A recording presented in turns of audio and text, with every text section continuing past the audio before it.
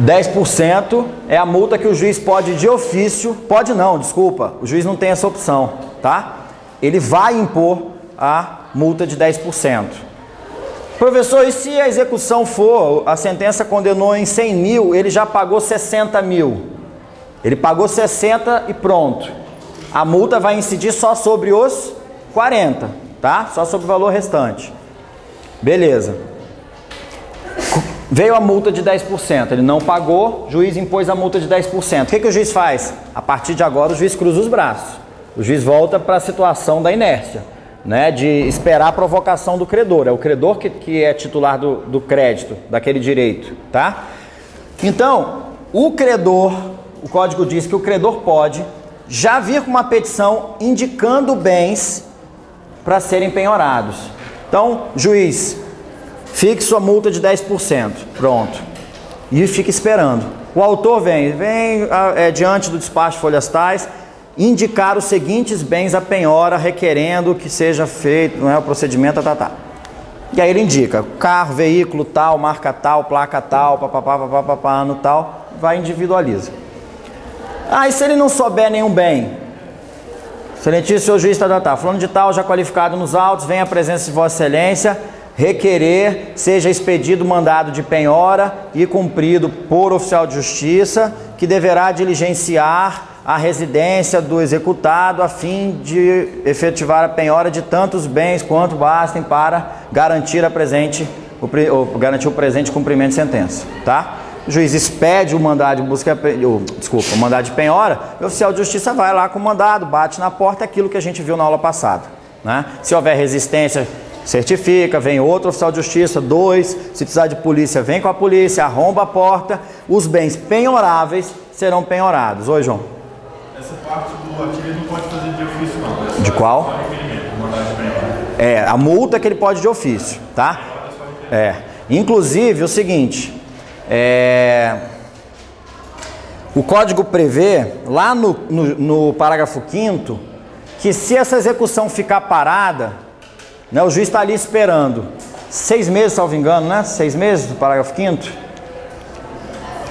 6 meses. Se ficar 6 meses ali o juiz esperando e não acontecer nada, o juiz manda essa execução para o arquivo.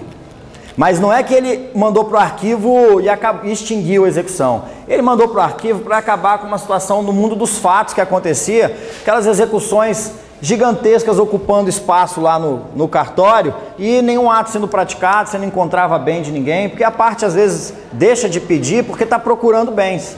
Então ela vai para o arquivo, mas o legislador diz bem claro aí, ó, sem prejuízo, né?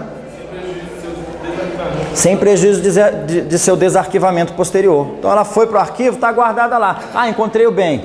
Excelentíssimo senhor juiz, venha presente vossa excelência requerer o desarquivamento dos autos da execução número tal, do cumprimento de sentença número tal, indicando para penhora os seguintes bens. Tá. Ok? Isso aí, essa indicação de bem, ficou maior do que o valor, se a pessoa der. Ele penhora da mesma forma, você indicando? Na prática, o que acontece?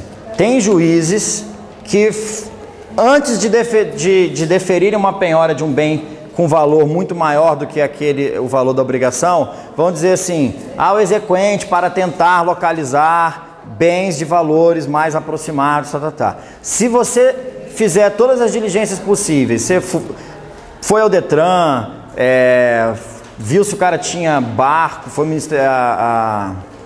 ao Ministério da Defesa, viu lá no Comando da Marinha, no Comando Aeronáutico, ele não tem barco, não tem avião, não tem ultraleve, não tem jet ski, não tem nada. Você foi nos cartórios de registro de imóveis, ele só tem, além do imóvel dele, bem de família, ele tem aquela sala comercial que vale 200 mil reais, mas a dívida é de 50, e você já pediu ao oficial de justiça para ir na residência, todos os bens são impenhoráveis, tá?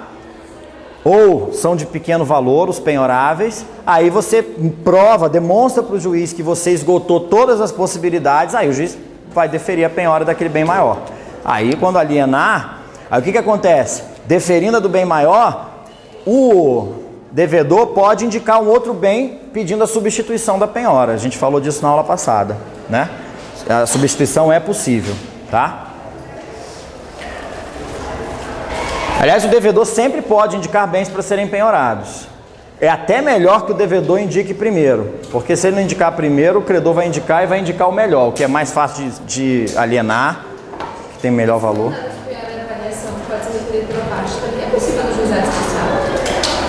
No juizado, o cumprimento é do mesmo jeito. Não, o cumprimento é do mesmo jeito, porque é o jeito que você tem de coagir o cumprimento, tá? Mas aí já é depois de sentença, quando você vai cumprir a sentença, tá? Depois que você tem bens penhorados, que aquela execução está garantida, é facultado ao réu impugnar no prazo de 15 dias, apresentar uma impugnação. Essa impugnação, ela não tem efeito suspensivo, ela não suspende o curso do cumprimento, o curso da execução. Os bens estão penhorados, eu já posso ir avançando com a execução, ela não tem efeito suspensivo, tá? Diferente, vocês vão aprender no semestre que vem, o processo de execução autônoma, você não usa impugnação, você usa uma figurinha chamada embargos. Embargos à execução. Esses embargos, pela sua natureza, têm efeito suspensivo, ok? Mas aí o código dá com uma mão, tira com a outra e dá de novo. Ele faz assim: a impugnação não tem efeito suspensivo, mas se a parte demonstrar não sei o que, papapá, o juiz poderá atribuir efeito suspensivo à impugnação. Contudo, se o credor demonstrar o juiz então revogará o efeito suspensivo dado. Ele diz que não tem, permite ao juiz atribuir esse efeito suspensivo, mas permite ao mesmo juiz revogar esse efeito suspensivo. Quando? Vamos ler lá o 475 L. A impugnação somente poderá versar sobre. Então, primeiro, as matérias que a impugnação poderá versar. Primeiro, falta ou nulidade da citação se o processo foi a revelia. Falta ou nulidade de citação se o processo foi a revelia. Segundo, inexigibilidade do título.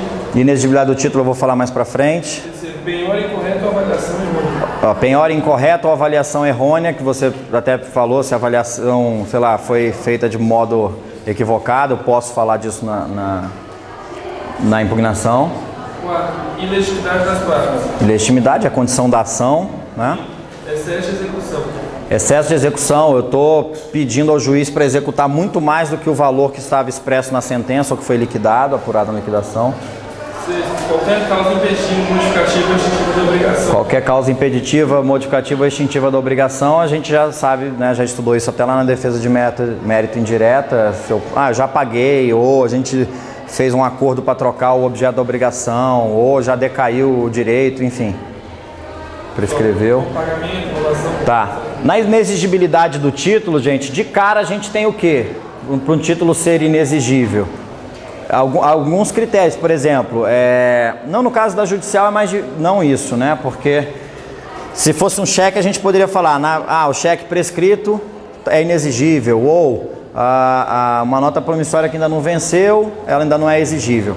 Mas o legislador traz um exemplo, uma hipótese interessante mais lá na frente, que é aquela que eu comentei com vocês na aula passada ou retrasada. Lembra? O direito que eu obtive na sentença foi concedido com base numa lei. Essa lei foi declarada inconstitucional pelo Supremo. O que acontece? Eficácia da declaração de inconstitucionalidade em sede de ADIM, qual é? Ex tunc, não é? Ela vai alcançar desde o momento em que a lei foi colocada no ordenamento jurídico. Então, se a minha sentença está fundada numa lei e depois vem uma ADIM com efeitos ex tunc, essa sentença está fundada em algo que nunca poderia ter produzido efeitos. Então, esse título judicial fundado numa lei que já foi declarada inconstitucional pelo Supremo em sede de ADIM, ela é uma hipótese de inexigibilidade do título judicial, tá? Apesar de eu ter uma sentença transitada em julgado, esse título judicial é inexigível. Por quê? Tá lá na frente, no artigo... Não, mas é bom a gente ler para vocês verem a redação do legislador.